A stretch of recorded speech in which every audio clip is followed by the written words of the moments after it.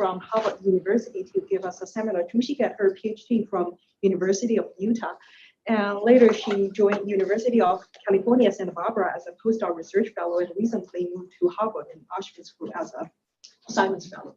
Zhu-Xi worked on a variety of subjects, including the long-range entanglement in non-equilibrium matters, the Mori patterns, fractals, and entanglement.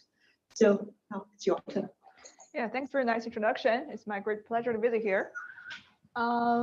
So my title today is Generating Long-Range Entanglement through a Stochastic Measurement-Only Circuit. This is based on a collaboration with Ali Lavasani and Sargar Vijay. I'm actually the least important person in this collaboration, but unfortunately you have me here.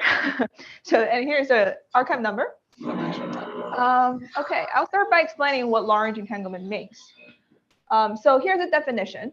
A state is long-range entangled if it cannot be converted into a product state by a generalized stochastic local transformation.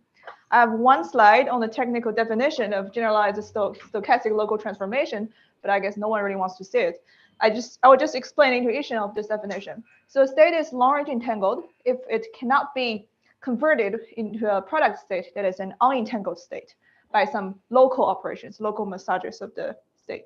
It means you cannot use any local operation to remove the entanglement. So the entanglement is intrinsically long-range. All right, maybe a more intuitive way to understand the definition is to use examples. So these long-range entangled states include our familiar gapped topological orders and also gapless ones. For example, an important class is quantum spin liquids, quantum Hall systems, and also fractals. But they do not include conventional symmetry breaking states such as long-range magnetic orders and symmetry protected topological phases. And why they're interesting, why we want to generate them, because they're fundamentally interesting because they challenge the understanding of the definition of phases of matter. They're rich, they have rich phenomena such as fractional excitations, etc., and for fractional statistics. And more importantly, well, also importantly, they can be used for quantum computation. One slide on that. We know one of the biggest challenges in quantum computation is decoherence. That is the unavoidable interaction with the environment of the system that causes the information stored in a system to be lost. So these people came up with a very clever idea of topological quantum computation. The idea is to use these long-range entangled states to encode quantum information.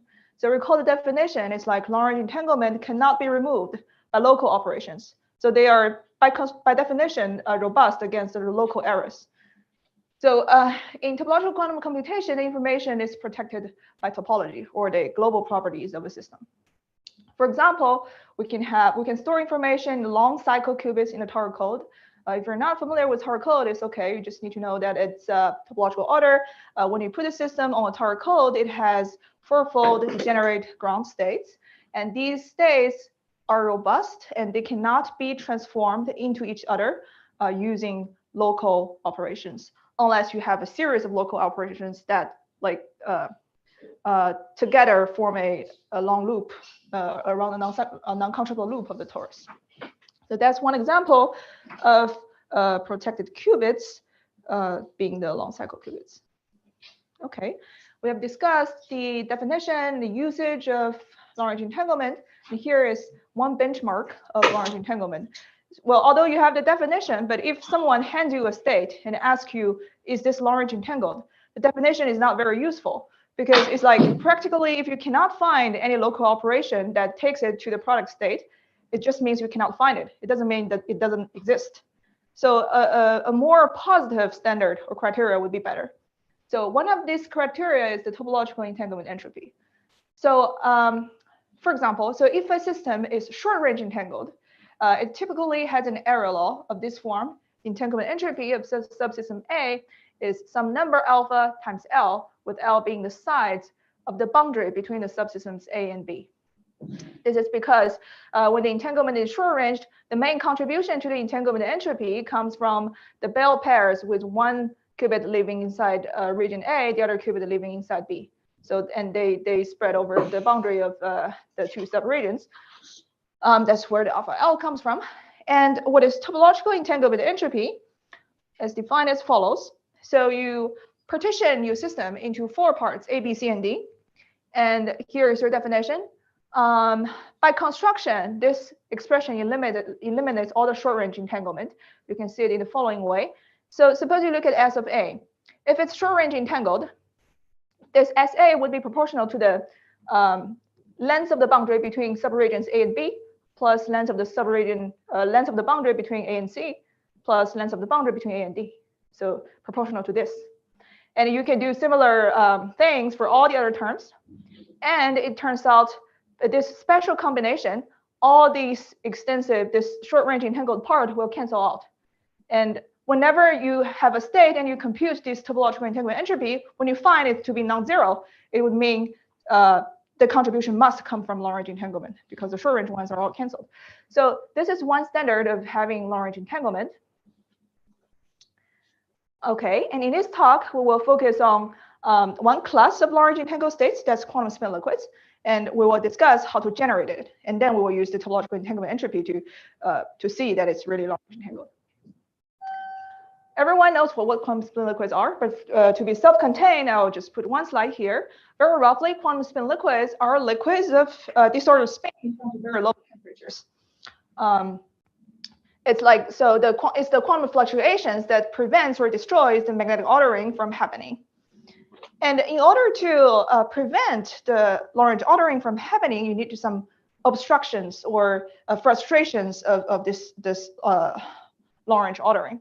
So one guiding principle of finding quantum spin liquids in materials or in real systems is to find frustrations. And there are various types of frustrations you can use. One example would be geometric frustration. And now you can imagine that famous picture of a triangle, antiferromagnetic interaction on the triangle.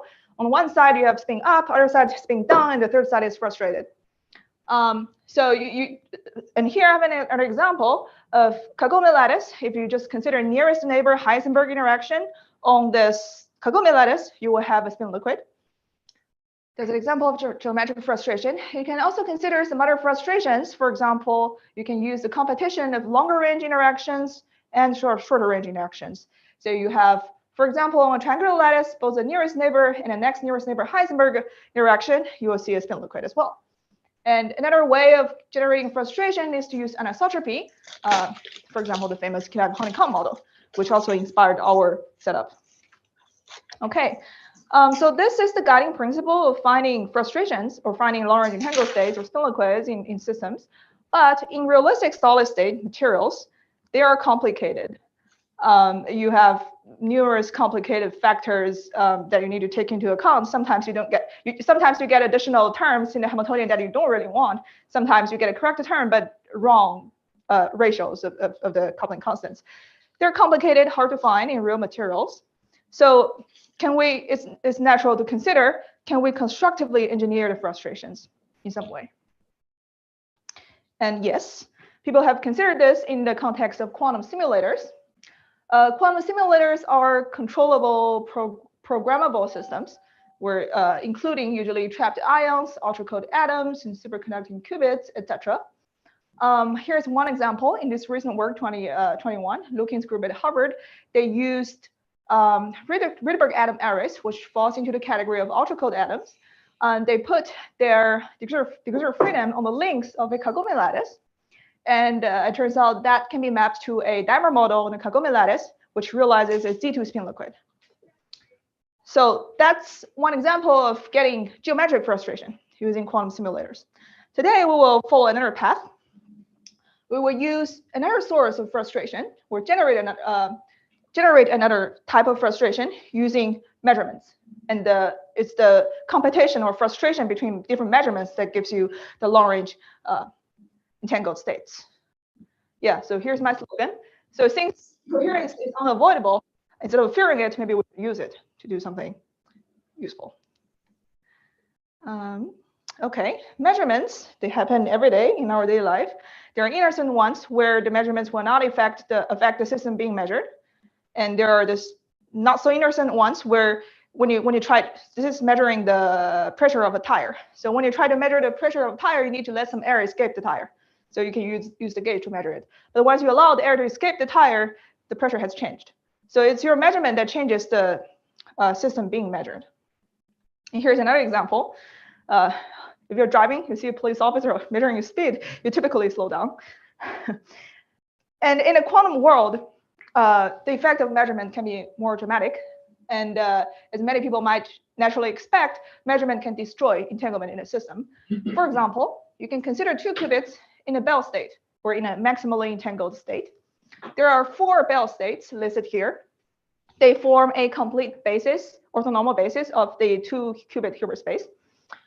So choose one of them, put the 2 qubits in that state, and now you measure A in the computational basis, which is the 0 or 1 basis. With probability 1/2, you either get 0 or 1. And then suppose you get 0, and then what's the state of the second qubit? It's just 0. There's no entanglement left. Everything left is trivial. So in this case, you started from some maximally entangled state, and then after you do a measurement, there's nothing left. So you're destroying entanglement. But measurement can also create entanglement in the following way. So now you consider 3 qubits in that state where B and C are maximally entangled and A is like decoupled from B and C. Now you can try to measure, for example, BC in the Bell basis. It does nothing. It just tells you this state is one of the 4 Bell bases, 4 Bell states. But if you don't measure BC, you measure AB in the Bell basis. It turns out it will disentangle the B and C and maximally entangle A and B. So how do you see that? You can exactly rewrite this state in the Bell basis. Just the basis change, nothing else. So these are the 4 Bell states. And then you measure A and B in the Bell basis. So with probability 1/4, you get one of these 4 states. Say you get this state. And then the state for C is just 0. So now there's no entanglement left between B and C. You just have maximal entanglement between A and B. So this is like by doing this measurement AB in the Bell basis, you are destroying entanglement between B and C while generating entanglement between A and B. So measurement can do everything. Oh, if you like, you can measure B, C again in the Bell basis. It can entangle B and C again. All right, so measurement can tear down and can also build entanglement. And both ideas have been explored by previous literature. For example, you can consider some probability P to measure and some probability 1 minus P to not measure, but to do some unitary evolution. And in that case, there can be competition between the entangling effect of the unitaries and the disentangling effect of the measurements. So when you have more measurements, you can have some error law entanglement in the system. When you have less measurement, you have some volume law entanglement in the system. So in this case, measurement decreases entanglement. Measurement can also generate entanglement. So people have studied competing measurements. Now we have frustrations between measurements. In 1D, people have observed, starting from the error law, once you add competing measurements, you can get a volume law entanglement. And you can also get long-range entangled states, such as Tower code, by just directly measure the terms in the Hamiltonian. Or you can use some very delicately designed sequence of measurements to generate the protected qubits or large entangled states. What we do in our work is to use a measurement-only circuit. So there's no entangling effect of unitary gates, just measurements. Will be stochastic, so there's no fixed, like carefully designed sequence of measurements, just something hopefully more robust, just random measurements. And what we'll realize is the Kitaev spin liquid, and we will have 2 protected qubits. We'll see later for more details. Okay, so since our setup is based on the Kitaev honeycomb model, here are 2 slides brief review of that model. Degrees of freedom live on the side of the honeycomb lattice, and there are 3 types of bonds corresponding to the 3 different directions.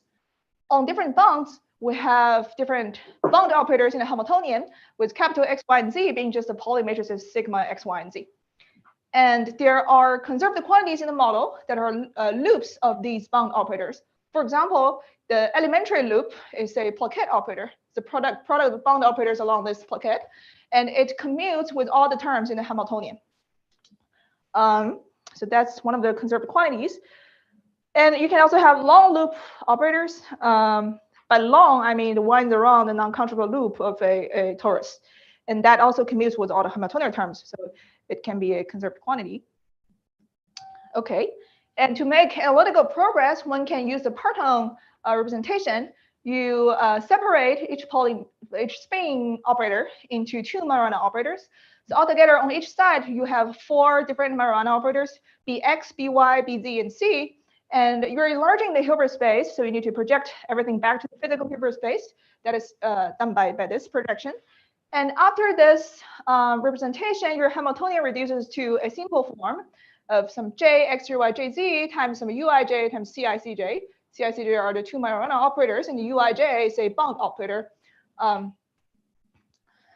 Can be with color x, y, or z. And this thing, it commutes with the Hamiltonian and acts as a Z2 gauge field. And it turns out to study the ground state of the system just amounts to the choice of all the uij being 1.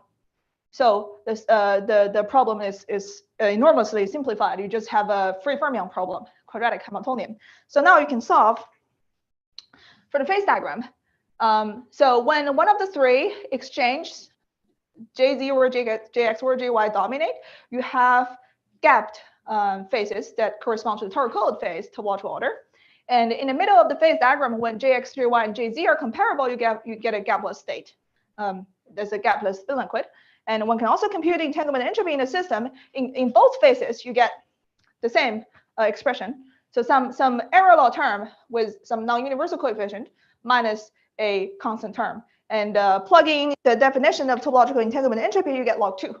So clearly, in both phases, the system is long-range entangled. OK. Now I'm going to explain our setup. We'll again consider the honeycomb lattice. We'll have the qubits living on the vertices. And we will start from a maximally mixed initial state where the density operator is just some identity matrix up to some normalization factor. And then at each time step, we do n consecutive measurements. Each measurement just randomly chooses one site from a uniform distribution. And near that site, you choose to measure one of the 3 bound operators, xx, yy, or zz, depending on the direction of the bound. And you measure xx with probability px, measure yy with probability py, measure zz with probability pz. And they are required to sum up to 1. And as usual, the plaquette operators, since they commute with all the bound operators, it will be a conserved quantity. And one can easily see after a little algebra that they will be measured very quickly after the circuit begins. OK. So very quickly, you will just get some fixed value of the WPs. All right. Now the stabilizer formalism. So for the numerics, the maximum number of qubits we can do is the following. So our maximum system size is the linear size L equals 40. So we have n to the 2L squared number of qubits. Well, you would think it's impossible to represent, like you need 2 to the n bits to represent a quantum state with this many qubits. But since our model is simple, it's a stabilizer model. So we can use a stabilizer formalism to very efficiently represent a state in this model. It actually only takes 2n squared bits to specify our stabilizer state. And it roughly works as the following. So say we have a state, and we have a group with these generators. For any group element in this group, it keeps the state invariant. So that's what stabilizer group means. And if we're interested in computing the entanglement entropy, we can decompose the group into the part that is only non-trivial in subregion A, only non-trivial in subregion B, and something x on both in A and B. So like maybe near the boundary. And then people found that in a stabilizer case, the entanglement entropy can be represented just by 1/2 of the rank of GAB. Here are 2 examples. In a Bell state, maximally entangled state, the stabilizer group is this. So one can directly see that both xx and zz keeps the state invariant. And since both operators are non-trivial in both A and B, so this is just equal to GAB. And the rank of that is 2. So SA is 1/2 times 2. It's just 1. It's the same as our expectation for a Bell state. Oh, this is 1 is in unit of log 2. And then you can also consider the GHZ state. That's like the 3-qubit version of the Bell state. And here is your stabilizer group. And you can choose your subsystem A to be the 1 and 2 qubits, subsystem B to be the third qubit, and the subgroup of this GAB is just 2. So the rank is 2. Again, entanglement entropy is 1, 1 times log 2. So this again, as you will expect. All right, and in our setup, after several pages of algebra, you will find the entanglement entropy of a subregion A. For a generic subregion A, you get this expression. NP is the number of plaquettes living on the boundary between the two subregions. NC is the number of string operators or Majorana dimers living with one end in subregion A and the other end in subregion B, and there's a -1. So there, it is very easy to compute entanglement entropy in our case. And the quantities, for example, entanglement entropy, are always computed by averaging over an ensemble of randomly generated quantum trajectories. Okay. Here's a preview of results. What we tune are the relative strength of the px, py, and pz. And it turns out when one of the probabilities dominate, we get a phase called A phase. They have an error law entanglement, and we have 2 protected qubits. And when the 3 probabilities are comparable, you get a critical phase with logarithmic violation of error law. So the entanglement entropy looks like R log R, with R being the system size, subsystem size. And it also has a non-trivial topological entanglement entropy. And then we also analyze the purification dynamics of the system, like this. So in the 2 different phases, you always first get an exponential decay of the entropy of the full system. And then for the critical phase, you have an error law decay, the algebraic decay. And then in the error law phase, it's just saturates to 2 for a long time until exponential system size time. So the 2 qubits, 2 protected qubits are protected until exponential time. I will introduce more details. All right, let's first try to understand a simple limit of our model. That is the limit of one of the probabilities is 0. So say we take py equals 0. So we just have px plus pz equals 1. Then this 2D lattice just effectively reduced to L copies of 1D lattice. So we like a zigzag X-link and Z-link. And we focus on one of this 1D systems, and it has 2 L spins. Spins again living on the sides, and you just randomly measure this XS blue bounds or the red bounds, XS or ZZ. And turns out one can use some local unitaries, very simple maps, to map this model to this. It's a projective transverse Ising model. So consider like the transverse Ising Hamiltonian. So with the probability P, you measure the XX bound operator. With probability 1 minus P, you measure the Z on a single side, and they do not commute. So this is the limit on the boundary of the phase diagram. And this model here has been studied before by various people. And it can be mapped to a 2D classical isotropic percolation on a square lattice. And it's a classical model. It has been analyzed before. The percolation point is at 0.5, which exactly maps with our result here. So this is the transition. Okay, so that's the 1D limit. And here are some previous known results. So the yellow and blue are like on the 2 sides of the critical point, and the red is at the critical point. So on the 2 sides, we have error law entanglement, while at the point you have a log L entanglement. And here is exactly at the critical point. So this dashed line is what? It's a fit, and the points are the data points. So it fits nicely to this log L behavior. All right, so quasi 1 limit. And I forgot to mention, if you have any question, feel free to interrupt me at any time. And okay, so now we are move away from the phase boundary and enter the general case. To make, again, analytical progress, we use the Parton representation. We decompose each Pauli matrix into this Majorana operators, Majorana partons. It turns out the projection, this projection back to the physical Hilbert space, it commutes with any spin measurements.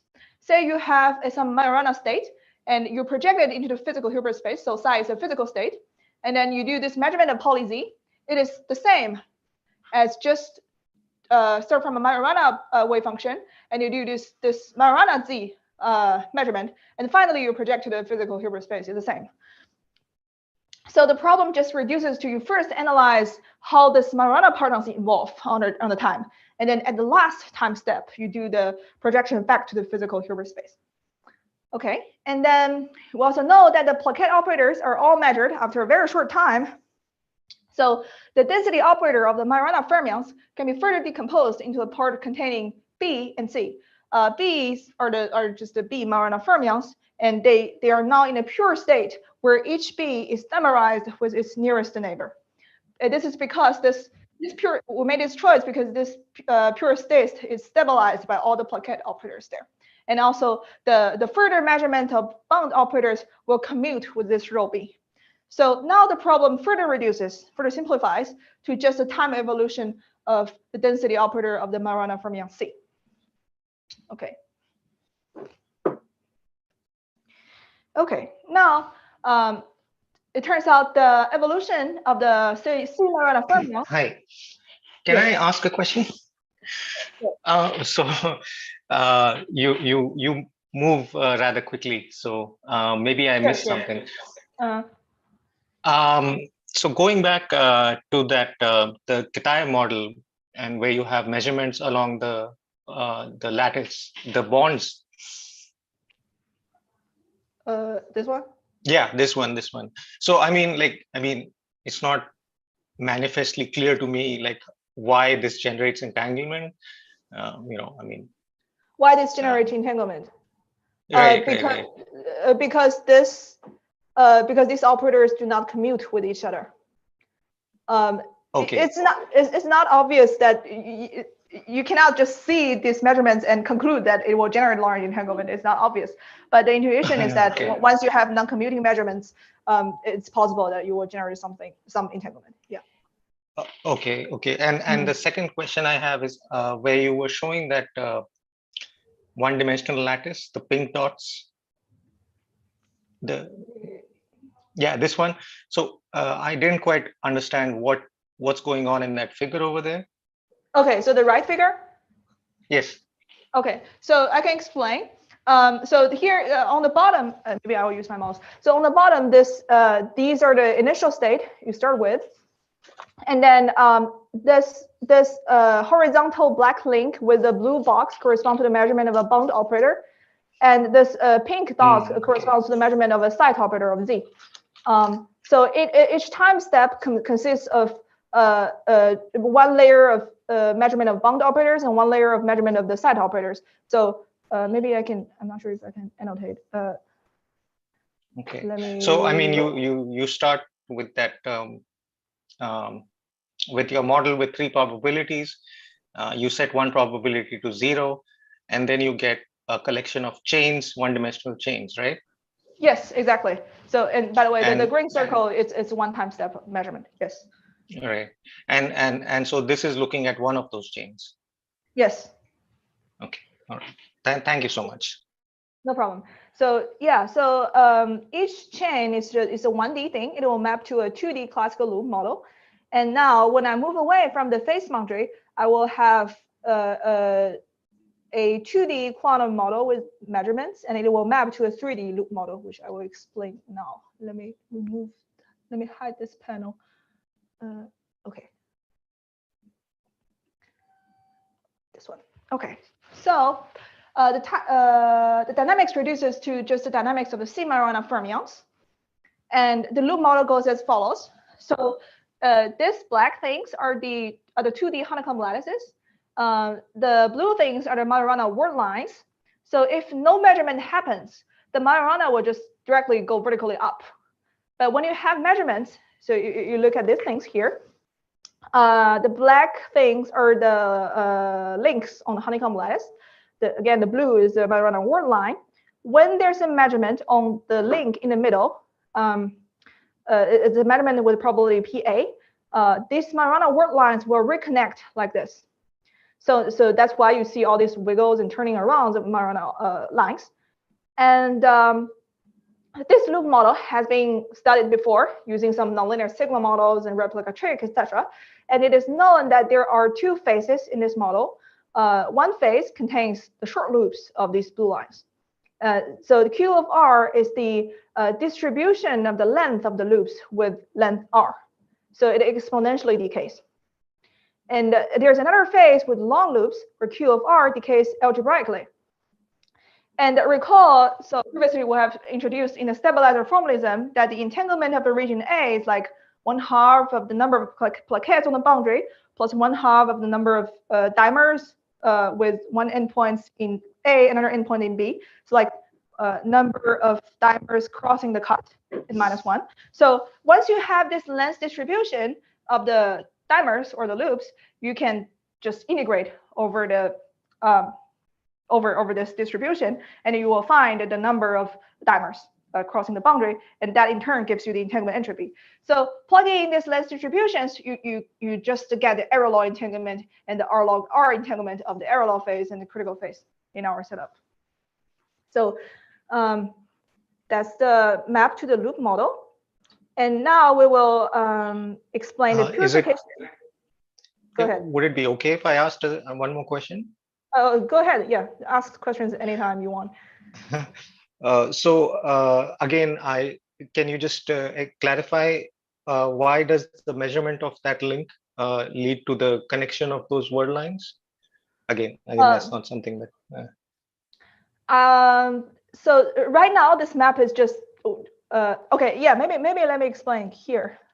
I have a slide that's more helpful. So okay, say initially you have some Majorana dimers on these three, represented by these three things. And once you measure this link, this is a Y link. So you measure Y1, Y2, you will get a new dimer pattern because of the following. So initially you have these three dimers represented by these three terms. And then pi is a measurement of YY. And this is just pure math. It tells you that in the end, you just get these three new dimers. You're reconnecting the dimers in the system. That's how we. Okay.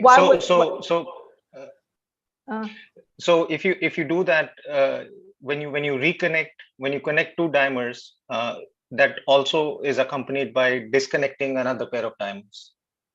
The what? Another pair of dimers? Oh yeah, right. Yes, you need to disconnect dimers and then reconnect. Yes. Okay. Thank you so much. Sure. Okay. All right. And now I'll turn to the purification dynamics. So as I mentioned initially, we have a maximally mixed state with the density operator being just the identity matrix. So the entropy of the system will be very, very large, just 2L². And then we will see how this entropy decrease when we do all the measurements. It turns out different types of degrees of freedom will disentangle from the external environment with different rates. One can classify the type of qubits into three types. One is the plaquette operators. There are L² - 1 independent number. Plaquette operators are just the elementary plaquettes, the WP. And there are this non-trivial or long cycle stabilizers corresponding to the product of bound operators along some non-controllable loop of the torus. And there are two of them. And the remaining are the bound operators of specific type, say the type Z. There are L² - 1 independent number of them. And these three types sum up to the total number of degrees of freedom in the system, 2L². And all these operators commute with each other. Okay. It turns out the early behavior of the entropy of the system is determined by the purification of the plaquette qubits. They have this exponential decay because the plaquette operators are measured with constant rates. And then at late time, in the critical phase, you get, okay, maybe let me start with the error law phase. In the error law phase, the two long cycle qubits will survive until exponential time. This is because recalling in the error law phase, you have very short range loops. So it's very hard to get a loop to wind around a non-controllable cycle. So that's why the two qubits survive until exponential time. But in the critical phase, since you're allowed to have long loops, the two qubits will only live up to polynomial time. proportional to L squared. And so the early dynamics is described by the plaquette operators. Late dynamics is described by the loop operator, long cycle operators. And in the intermediate region, the dynamics is described by the bound operators. I will explain more. So recall the Majorana density operators can be separated into a pure state of the Majorana fermion B, tensor A density operator of Majorana C, and then we'll purify that identity matrix for the Majorana C. So back to the loop model, consider two time slices T1 and T2, and these blue things are again Majorana word lines. If no measurements happened to some Majorana, then it will just go up and touch the top slice. If there is some measurement, the Majorana dimers reconnect. So instead of going vertical up, they go like this, right? So the Majorana word line will go back to the initial time slice. So therefore, so after you do that reconnection, the entanglement is now between the Majorana in the system and between two Majoranas in the system, but no longer between one Majorana in the system and the one Majorana outside the system. So that's why when you do the measurement, your entropy decreases. Okay, so the entropy of the system after some time actually measures the number of the Majoranas that do not return to the initial time slice. So, okay, and this number is known in the loop model. In a critical phase, the probability of this non-returning line is time to the inverse, and the probability is time to the inverse. And since our system size is L squared, so the total number of such word lines is L squared over T.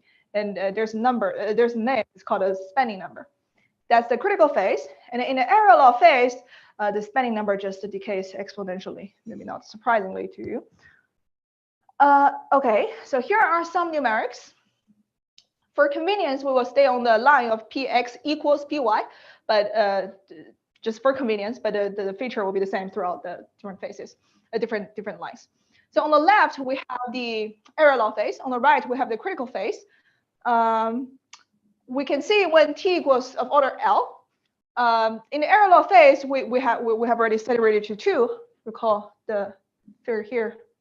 At O of scale, at T of scale L, you have 2 for the error law phase and something extensive for the critical phase. So that's what we see here. But at T equals L squared, the error law phase still has these 2 protected qubits, while the critical phase has nothing left because the bound operators has been purified. Okay, so yeah, I've already somewhat explained this slide. So in the steady state, the measurement just amounts to switching up between different coverings of the Majorana dimers on the lattice. And in terms of spins, a dimer is just a product of bound operators. And okay, so that's that. All right, so more numerics from now on. On the left, we have the entanglement entropy in a critical phase. This is a night feed of the L log L behavior. And the coefficient in front of the L log L, unfortunately, is not universal, unlike the 1D case. And here is like the this thing is measuring the length distribution of the dimers or the string operators in the system, and we can see there is this r to the 3, r to the -3. So this is also, so in the loop model, the expectation is -3. So here we get -2.9. So we have a somewhat nice match. All right, and here's some mutual information. So we put our system on the torus, and we partition it into 4 parts. A and C are far away from each other. Then mutual information is computing the mutual information between A and C. And again, we're at the Px equals Py line. And on the left of this thing, we're in the error law phase. On the right, we're in the critical phase. On the left, it's only 1 in units of log 2. But on the right, it's extensive, actually linear in system size. This can be understood analytically as the following. So one can actually find a stabilizer that has non-trivial support in A and C, but cannot be decomposed into just something just supporting A or only supported in C. So that's the operator. That's the stabilizer that contributes to this one here. And in the critical phase, you can use the length distribution of the dimers or the string operators. It's r to the -3. And you integrate over the possible positions that the endpoints of the dimer can be. So it's r to the -3, and you have 4 integrations. So from dimensional analysis, you will see that the result will be proportional to L. So that's why we have L here. Okay, that's mutual information. Okay, now we're gonna see some Lagrange entanglement. This I3 is called tripartite mutual information, defined as certain combinations of mutual information. And again, on the left, we have the error law phase. On the right, we have the critical phase. In the error law phase, this I3 is just the 1. In the critical phase, I3 is -1. So this I3 can serve as a good autoparameter of the 2 phases. And in the error law phase, it's 1. It's because recall in the error law phase, everything is short range entangled. All the loops are short range. All the dimers are short ranged. So this I2, A, and B, it's the same as I2, A, and B, C, because A and C are far away. So they will cancel each other, and what is left is only this I2, A, and C. And this I2, A, and C is exactly what we discussed on the last slide, which is 1. So that's where the 1 comes from on the left. And as for the right, why is it -1? It's because one can write down. It's complicated to write down, but one can write down a stabilizer or a dimer that threads through this ABC region. And that's the long range thing contributes to this I3. And all the other short range stuff will cancel out. That gives you the -1. And we'll come to the topological entanglement entropy. Using the definition as introduced before, we see the topological entanglement entropy is always 1 throughout the phase diagram. So both phases we found are long range entangled. Okay, so yeah, as I mentioned, so I3 can be viewed as the autoparameter, separating two, distinguishing the 2 phases. Near this phase transition point, or near the phase boundary, the I3 can be expected to have this scaling form, and away from the boundary, we can find at px equals py, the critical probabilities was this, and we can find the critical exponent to be 0.9. Again, it's consistent with the previous known numerical results for loop model. And on the phase boundary, as we have introduced before, sorry, there's a typo. This is not PC equals 4/3. It's PC equals 0.5. And the critical exponent is 4/3. This is also matches with known results. And here are some comments in the equilibrium. So what are the phases in the equilibrium that are the same, that hosts the states that we get? So in the error law phase, recall we have error law entanglement, we have non-trivial topological entanglement entropy that is quantized, we have 2 protected qubits due to 2 long cycles, and they live on the corner regions of the phase diagram of the, similar to the original Kitaev honeycomb model. So all these seem to suggest that those states are a 2D Z2 state on the torus in a specific superselection sector. I mean, it's like, so you start from one of the 4 ground states in the Taur code model, and you have some excitations. And that excited state can be the state that we found in the error law phase. The critical phase is more complicated.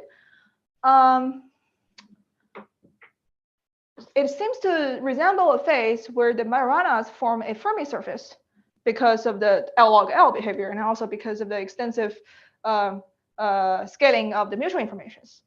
But this thing where the Majorana form a Fermi surface is not present in the original Kitaev honeycomb model. So in the original model, in the middle of the phase diagram, the Majoranas form cones instead of Fermi surface. And in fact, the Fermi surface is forbidden as long as the translation symmetry and the time reversal symmetries are both kept.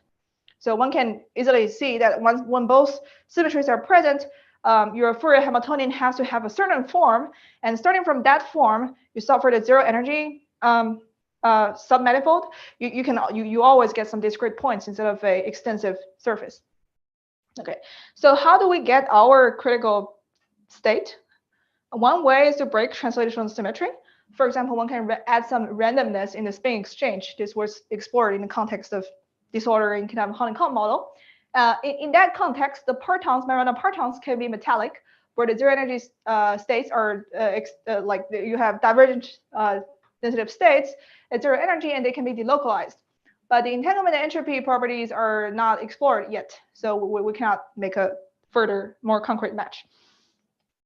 Another thing one might think of is to break time reversal. In the original Kitaev honeycomb model, if you break the time reversal, the phase in the middle just becomes a gap to spin liquid. So it's still not the same as the Fermi surface. So one can consider breaking the time reversal as well as breaking the translation. So this is like adding a magnetic field and also adding disorder. And people have studied that there can indeed have a metallic state where the fermionic Parton wave functions are extended, but there are some other subtleties. So their wave functions are extended, but not in the same way as we did. So we don't have an exact map to any of those models that could realize the critical phase. Okay, so finally, I'm going to discuss whether these two phases we found are robust against some perturbations. First, we considered adding random single qubit measurements. So in addition to measuring bound operators, we also measure single side operators. For convenience, we will discuss first. We will add explicit additional measurement of the plaquette operators. Recall that in our original model, all the plaquette operators are quickly measured. But now we study some simplified model that after that, at each time step, we add a definite probability to measure the plaquette operators. This is just for simplicity. Later, I will take this p plaquette to be 0. Okay, so we measure this single side perturbation with probability ps. We measure p plaquette, and we measure the bound operators with 1 minus these. It turns out, so when you say you measure this single side operator, I should probably use my mouse. When I first measure this, and then I met the stabilizers in the system are the following. So originally you have all the plaquette operators being stabilizers, but now after you add this qubits, a single plaquette operator is no longer a stabilizer, but the product of these two gray plaquettes is still a stabilizer of the system. It commutes with the single qubit measurements. And so it just locally modifies what the stabilizers should look like, but it does not really change the long range behavior or the long range entanglement of the system. And after you do that, you also, so once you have a explicit measurement of the plaquette operators, everything will just go back to normal. It's just like you again have the single plaquette operators in the stabilizer group. So as long as your PS is much smaller than p plaquette, both phases have like they survive. There's not much change in the physics. Now, if we take this p plaquette to be 0. But again, recall the plaquette operators are being measured with constant rate in a regional system, then we can see as long as the single qubit measurement probability is much smaller than the rate of the plaquette operators being measured, the two phases are again stable. Here are some numerics, just saying that the first figure shows the purification dynamics of the system remains qualitatively the same. Second figure tells you that even in the critical phase, the L log L scaling behavior is the same, as long as PS is much smaller than the plaquette operator measurement rate. But if this PS is large, when we no longer have a perturbation, we saw a volume law instead. So it's the single qubit measurements are frustrating the original state too much. All right, and another type of perturbation we can consider are these 3 qubit measurements corresponding to adding external magnetic fields in the original Kitaev honeycomb model. And in the Majorana fermion language, it's like adding next and nearest neighbor pairings of Majoranas. but it preserves the free fermion nature of the problem. And one can also study, one can again study the entanglement properties in the two phases, and turns out the error law phase is not modified much, but the critical phase also still have an L log L scaling, but with a very different coefficient. So it seems like we have flow to another critical phase, but with similar scaling. Okay, that's robustness. All right, so here's my summary. Our slogan, we used frustrated decoherence to fight against decoherence, and generated 2 protected qubits, protected up to very exponential time in system size. And we use this measurement-only circuit dynamics based on Kitaev honeycomb setup, and realized 2 large entangled phases. There are many open questions just from our model. One thing is to find an efficient decoder. Another thing is a better understanding of the critical phase. So whether it really can come from a disordered Kitaev honeycomb model, or is it something else? Is it a new phase that haven't been found before? And also, what's the definition of a phase here? Can we really have thermodynamics? So these question is what my collaborators from Cornell and Harvard and I are currently exploring. There have been certain other proposals that seem to realize, again, a out of equilibrium version of Tower code with also 2 protected qubits. So there's a question whether the state they realized and the state we realized are in the same phase. What's the meaning of a phase here when we have all the measurements? Okay, so that's one thing I think it will be interesting. And so we have generated the gap spin liquids. There are other proposals generate other general gap spin liquids and even fractal models. But can we generate gapless spin liquids? I believe using the Parton construction language, one might be able to do something more, but it's not trivial to write down a concrete model.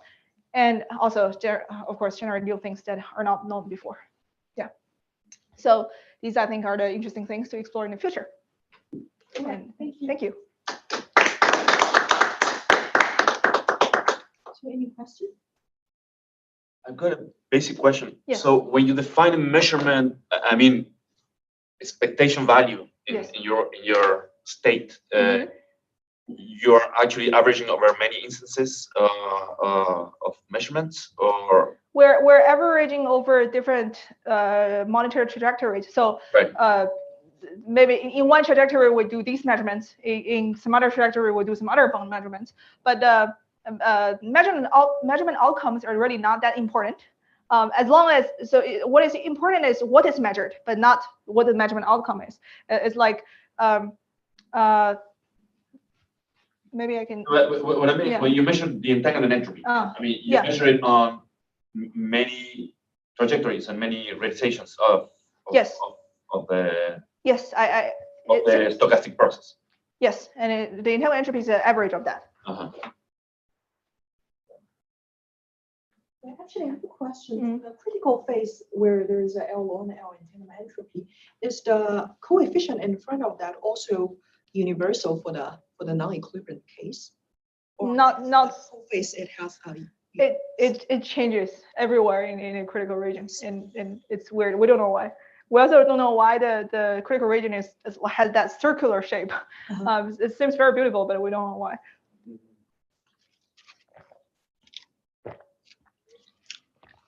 Are there any other cases in which people have found the actual parent Hamiltonian of your state? Parent Hamiltonian. I mean, in a sense, that's what you're trying to say in the last part of your talk before. So you mean whether the state are some ground state of certain Hamiltonian? Right.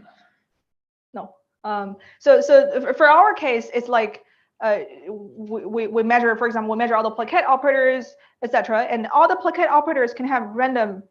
It is either +1 or -1. Right. It's like an equal superposition of all two. Yeah, it's not equal. It's just one combination of all these values. So it's not necessarily ground state. But what we have been thinking about with collaborators, write down something called a super Hamiltonian. A super in the sense that it acts not on a state but on a density operator.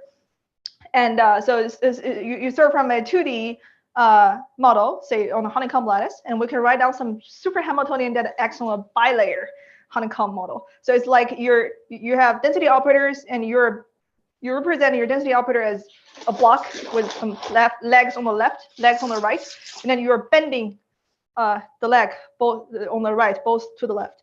And then this effectively gives you a bilayer model.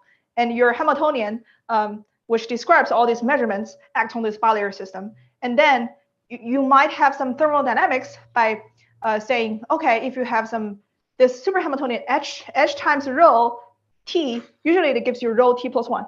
But if you have a eigenstate of this Hamiltonian, if you have rho t equals rho t plus 1, so namely if you have a rho satisfying h rho equals rho, then it seems to describe a steady state. And maybe that's the parent Hamiltonian you were asking, but we're still working on that. We don't have too much to report. Yeah. The short answer is we're trying. Nobody knows. Any other question, or maybe from the online panel? Actually, I maybe have a naive question. Like for your Kitaev model, the measurement can be regarded as project the Parton into dimers. So finally, the entanglement trajectory becomes something like the space-time trajectory of the Majorana pairs, which finally becomes something like a loop model, and we know what are the phases.